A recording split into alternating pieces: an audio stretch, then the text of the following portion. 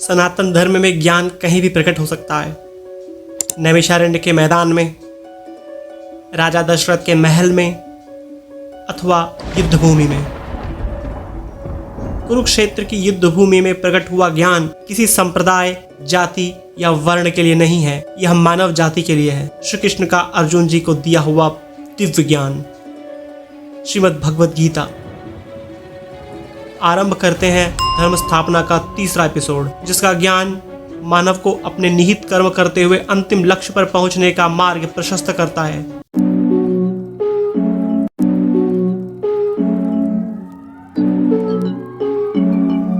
युद्ध की ठहर गई थी। दोनों सेनाएं सज गई थी विनाश का वर्ण करने के लिए।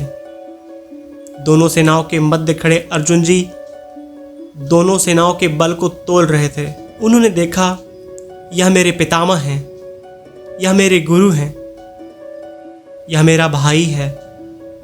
इन सभी को अपना मानकर अर्जुन जी निराश हो गए कि हम क्यों युद्ध के लिए यहाँ आ गए हैं। यह उनकी कायरता नहीं थी, उन्हें मोह हो गया था। इसलिए अर्जुन जी ने युद्ध ना लड़ने का संकल्प किया और अपना धनुष रखकर रथ के पिछले भाग में बैठ गए।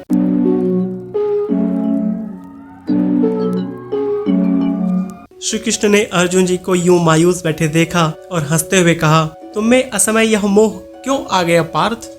यह श्रेष्ठ जनों की निशानी नहीं है। श्री कृष्ण के अनुसार अर्जुन जी को मोह रोग हो गया था। मोह का अर्थ है उल्टा ज्ञान। सर्वप्रथम श्री कृष्ण ने अर्जुन जी के इस मोह रोग को नष्ट किया। अर्जुन जी का उल्टा ज्ञान था कि सामने युद्ध के लिए जो भी खड़े हैं, युद्ध के बाद उनका लोप हो जाएगा। श्री कृष्ण ने उस उल्टे ज्ञान के निवारण के लिए अर्जुन जी को आत्मज्ञान दिया।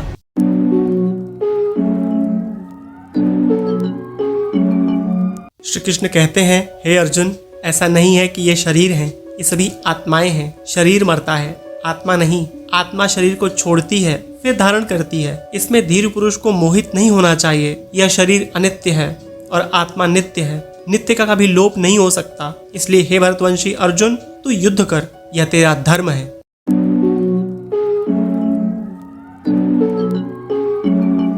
श्री कृष्ण ने महाभारत के युद्ध को क्षत्रिय धर्म की संज्ञा दी और कहा, जय, पराजय, लाभ, हानि और सुख दुख को समान समझकर युद्ध के लिए तैयार हो जा। इस प्रकार युद्ध करने से तू पाप को प्राप्त नहीं होगा।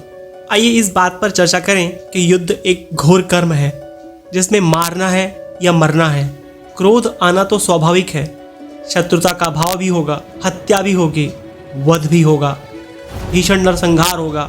कई वधुएं विधवा हो जाएंगी, कई माँओं की गोद सूनी हो जाएगी, कई पिताओं का बुढ़ापे का सहारा छिन जाएगा। पाप ही पाप होगा इस युद्ध से। पर श्री कृष्ण कह रहे हैं कि समभाव में रहकर युद्ध करो, इससे पाप नहीं लगेगा। बहुत ही कठिन कार्य है, पर श्री कृष्ण इस भाव तक पहुंचने का तरीका भी बता रहे हैं।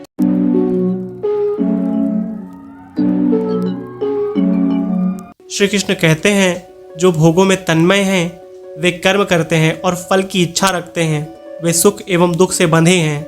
यदि तू इस कर्म फल की इच्छा का त्याग कर दे तो तू समत्व रूप बुद्धि योग को प्राप्त होगा। श्री कृष्ण कर्म योग के परिणाम की बात कर रहे हैं। मेरे लिए कर्म योग यह है कि यह वीडियो अपलोड करूं और इस बात की इच्छा न रखूं कि यह वीडियो वायरल हो। आपके निहित कर्म में आप कर्म योग ढूंढ निकालिए और स्ट्रेस फ्री हो जाइए। आइए देखते हैं इस समत्व रूप बुद्धि योग का परिणाम क्या होगा।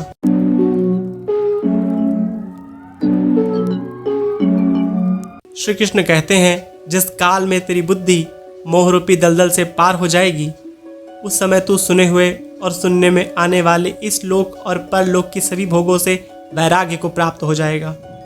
तेरी बुद्धि परमात्मा में स्थित हो जाएगी, तू अपने ब्रह्म स्वरूप को प्राप्त करेगा।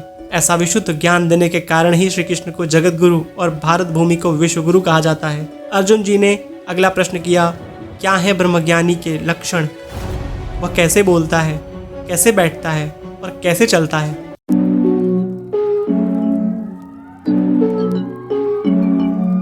श्री कृष्ण कहते हैं, ब्रह्मज्ञानी आत्मा में ही तृप्ति पाता है, इंद्रिय के भोगों में नहीं। उसका मन परम शांति को प्राप्त होता है।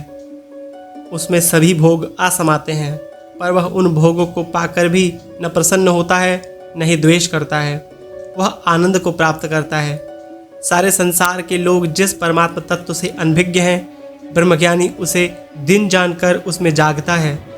संसार के अज्ञानी जिन इंद्रिय के विषयों के भोगों को भोगने को दिन कहते हैं, वहाँ ब्रह्मज्ञानी उदासीन होकर सोता है।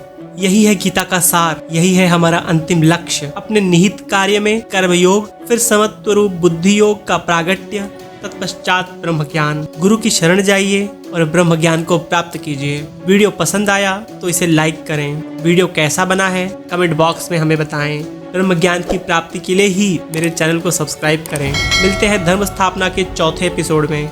ओम शांति।